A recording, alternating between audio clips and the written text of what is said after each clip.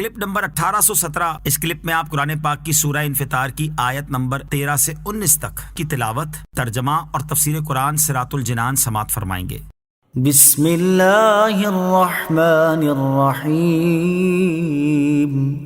ترجمہ: اللہ کے نام سے شروع جو نہایت مہربان رحمت والا ہے۔ ان الابرار لفی نعیم وَإِنَّ الْفُجَّارَ لَفِي جَحِيمٍ يَصْلَوْنَهَا يَوْمَ الدِّينِ وَمَا هُمْ عَنْهَا بِغَائِبِينَ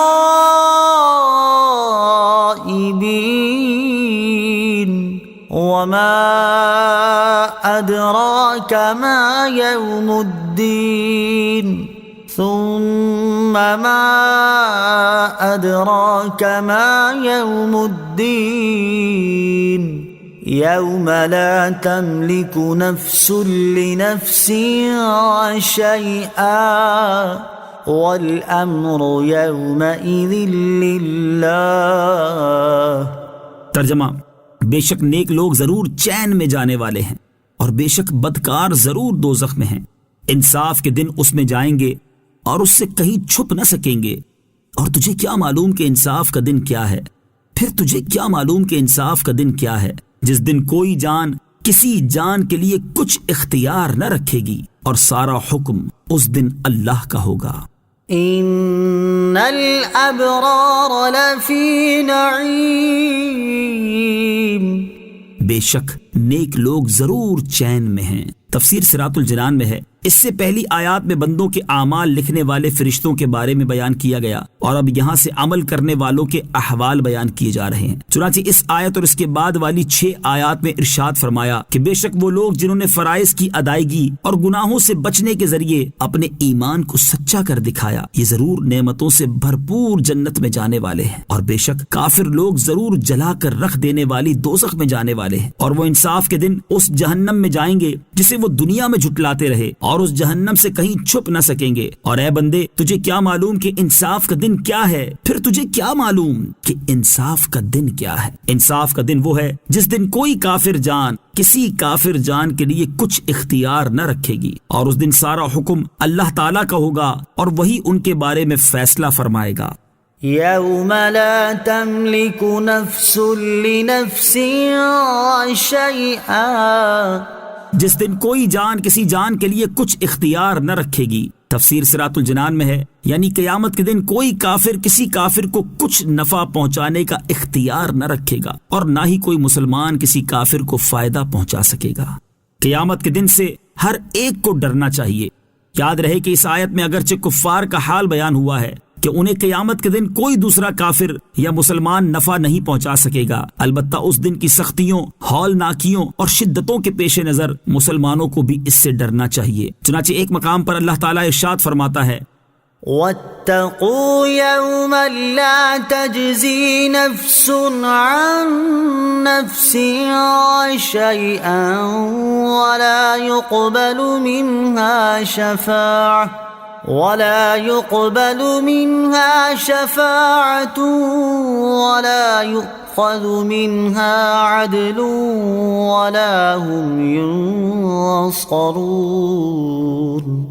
ترجمہ: اور اس دن سے ڈرو جس دن کوئی جان کسی دوسرے کی طرف سے بدلہ نہ دے گی، اور نہ کوئی سفارش مانی جائے گی، اور نہ اس سے کوئی معاوضہ لیا جائے گا، اور نہ ان کی مدد کی جائے گی۔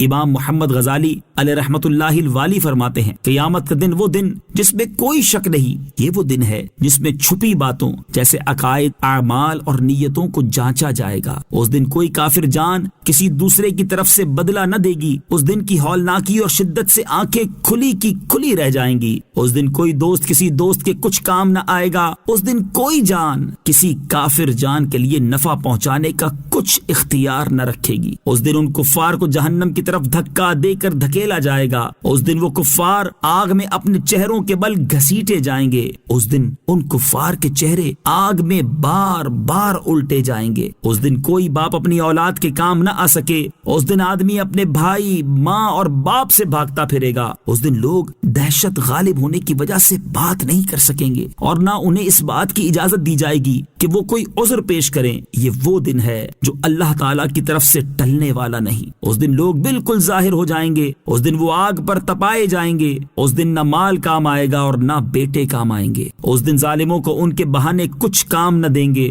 اور ان کے لیے لعنت ہے اور ان کے لیے برا گھر ہے۔ اس دن تمام عذر رد کر دیے جائیں گے اور چھپی باتوں کو جانچا جائے گا۔ اس دن پوشیدہ باتیں ظاہر ہوں گی اور پردے اٹھ جائیں گے۔ اس دن آنکھیں جھکی ہوئی ہوں گی اور آوازیں بند ہوں گی۔ اس دن دائیں بائیں توجہ کم ہوگی، پوشیدہ باتیں ظاہر ہوں گی اور گناہ بھی سامنے آ جائیں گے۔ اس دن لوگوں کو ان کے گواہوں سمیت اللہ تعالیٰ کی بارگاہ میں پیشی کے لیے چلایا جائے گا۔ اس دن بچے جوان ہو جائیں گے اور بڑے نشے میں ہوں گے۔ اس دن اعمال کا وزن کرنے کے لیے ترازو رکھے جائیں گے، اعمال نامے کھولے جائیں گے، جہنم ظاہر کر دی جائے گی، کھولتا ہوا پانی جوش مارے گا، جہنم سانس لے گی، کفار مایوس ہو جائیں گے، جہنم کو بھڑکایا جائے گا، رنگ بدل جائیں گے، زبان گونگی ہو جائے گی اور انسان کے اعضاء گفتگو کریں گے۔ تو اے انسان، تجھے اپنے قریب رب عز و جل کے بارے میں کس چیز نے دھوکے میں ڈال رکھا ہے کہ تو دروازے بند کر کے، پردے لٹکا کر اور لوگوں سے چھپ کر فسق و فجور اور گناہوں میں مبتلا ہو گیا؟ تو لوگوں کے خبردار ہونے سے ڈرتا ہے، حالانکہ تجھے پیدا کرنے والے سے تیرا کوئی حال چھپا ہوا نہیں۔ جب تیرے اعضاء تیرے خلاف گواہی دیں گے اور جو کچھ تو لوگوں سے چھپ کر کرتا رہا وہ سب ظاہر کر دیں گے، تو اس وقت تو